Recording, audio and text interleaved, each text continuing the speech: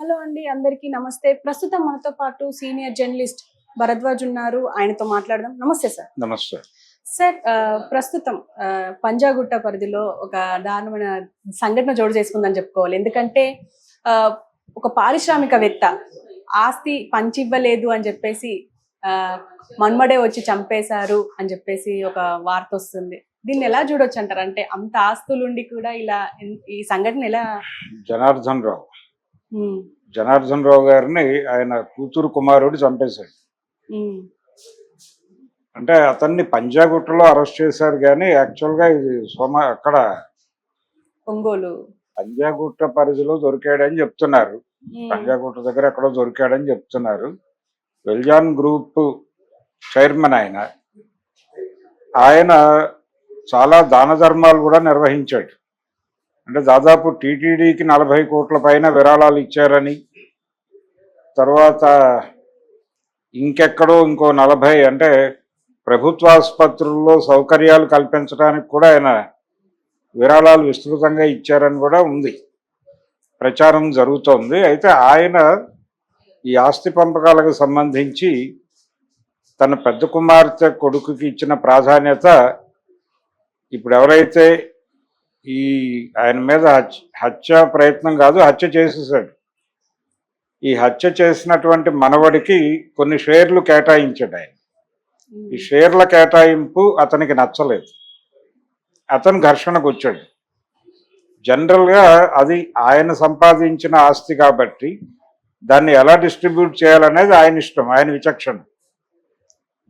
ఎవరికి అప్పచెపితే ఈ గ్రూపు, అంటే ఇది కేవలం ఆస్తుల పంపకం మాత్రమే కాదు, వాళ్ళు నిర్వహిస్తున్నటువంటి ఇతర వ్యాపార వ్యవహారాలు, వాటి కొనసాగింపు, ఇవన్నీ కూడా దృష్టిలో పెట్టుకునే చేస్తారు. ఏది చేసిన అంటే అతను సమర్థుడు అని అనుకున్నాడు ఆయన. పెద్ద కుమార్తె కుమారుడు సమర్థుడు అని అనుకుని అతని చేతికి బాధ్యతలు అప్పచెప్పి ఉండొచ్చు.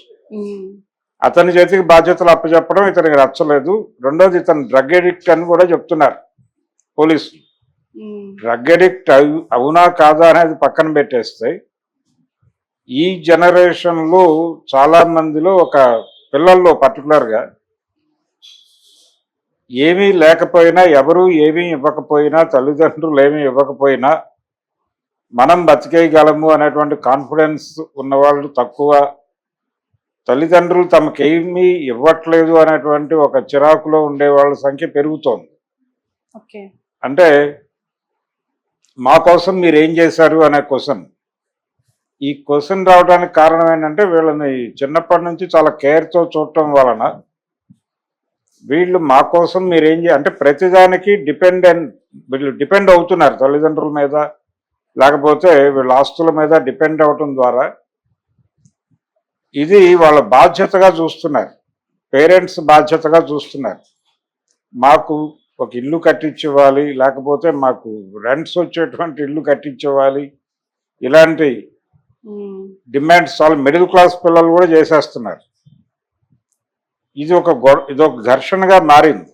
అంటే తల్లిదండ్రులు ఇస్తారా ఇవ్వరా అనే దాంతో పక్కన పెట్టేసి, వీళ్ళ జీవితంలో వీళ్ళు నిలబడి ఏం సంపాదించుకుంటారు వీళ్ళ కోసం అనే ఒక, అంటే తమ మీద తమకే ఉండాల్సినటువంటి నమ్మకం లేక ఆ బ్లేమ్ తల్లిదండ్రుల మీద వేసేయటం, తల్లిదండ్రులు ఇలా చేయటం వల్ల నా జీవితాలు ఇలా అయిపోతున్నాయి అనేటువంటి ధోరణి పెరుగుతోంది మిడిల్ క్లాస్లో.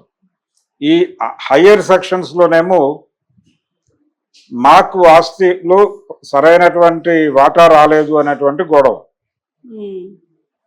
ఈ ఆస్తిలో వాటా, పైగా కూతురు పిల్లలు, వీళ్ళు కూతుర్ల పిల్లలు, బహుశా ఆయనకు ఆడపిల్లలు మాత్రమే ఉన్నట్టున్నారు. అందుకని కూతుర్ల పిల్లలే ఆ ఆస్తికి వారసులు, అందరికీ సమానంగా ఇవ్వాలి అనేది కూడా డిమాండ్ కాదు ఆ కుర్రాడిది, ఎవరైతే హత్య చేశారో అతను. నాకు మేజర్ షేర్ ఇవ్వలేదు అనేది గొడవ. ఈ మేజర్ షేర్ ఇవ్వలేదు అనే ఉద్దేశంతో ఆయనతో ఆర్గ్యుమెంట్కి దిగాడు అతను. అంటే జరిగిన సంఘటన, ఆయన వాళ్ళ మదర్తో వెళ్ళాడు తాతగారింటికి. వెళ్ళిన తర్వాత అక్కడ చర్చ జరుగుతోంది. ఈ చర్చ సందర్భంగా ఆవిడ కాఫీ తీసుకొస్తానని కిచెన్లోకి వెళ్ళారు. ఆవిడ కిచెన్లో ఉండగా ఇతను అటాక్ చేశాడు తాత మీద. అటాక్ చేసి ముందే కత్తి పెట్టుకుని ఉన్నాడు, అతను ప్రిపేర్ అయి ఉన్నాడు.